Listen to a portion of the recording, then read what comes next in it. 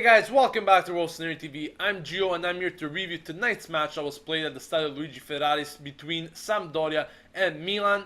Game that finished 2-2. Milan goals coming in from Esharawi and Menez from the penalty spot. Once again, not a very good result for Milan, guys. Dropping points once again. Not doing enough, not good enough to pick up the win that I so much asked for in that match preview. As I said as well, many teams are currently clustered together there in the standings, so a point difference could really be the major difference there at the end of the season in terms of standings and in terms of currently qualifying for Champions League or Europa League contention there next season. So Milan need to get out there and get the wins, guys. Of course, they were playing a very good Sampdoria side, which they really started well in the Serie A season. Currently tied for third place before coming into this match.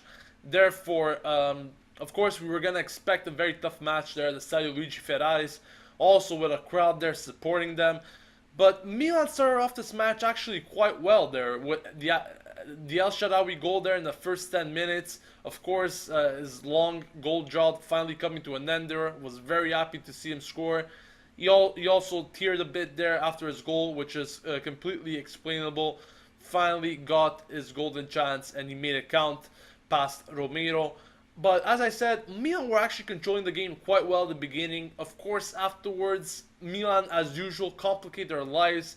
Many individual mistakes. Today's defense was also composed of Bonera replacing Abate there as a right back. Therefore, expectations weren't to be too high there, because when Bonera plays, of course, you're expecting something to go wrong.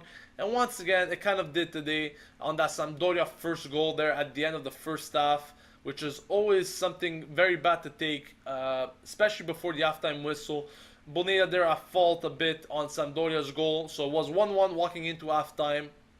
After that, second half, Sampdoria quickly doubled their scoreline with another goal, this time coming from Eder. A bit lucky because Sampdoria's initial shot came off the post where Diego Lopez was already down trying to make the save, so Eder pretty much had to just knock it into an empty net. And Milan's defense once again not doing the job there to give Diego Lopez a hand.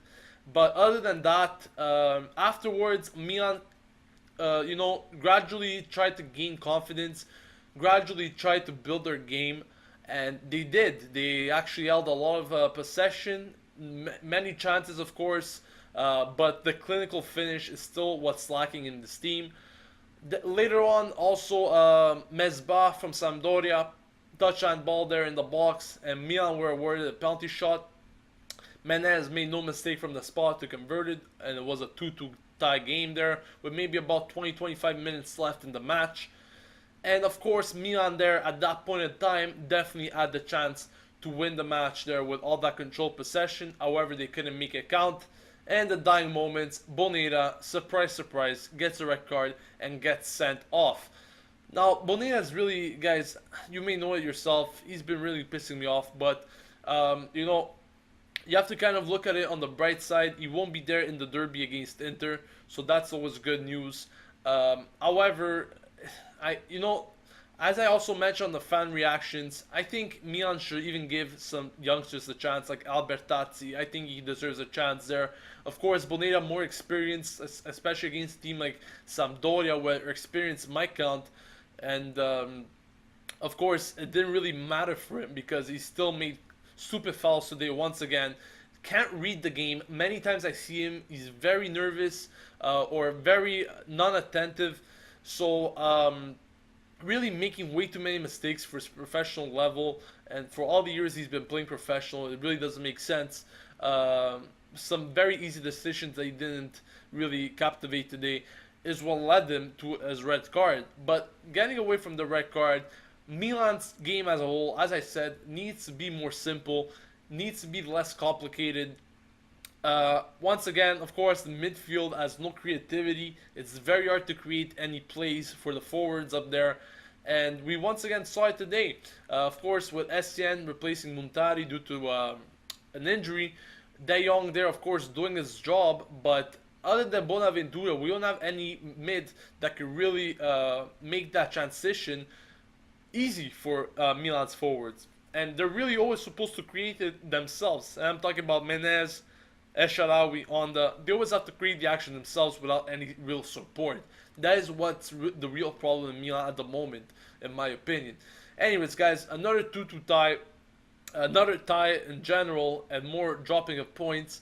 Let me know what you guys thought of this match. I want to know your opinions, what you just thought in general of this Milan side today.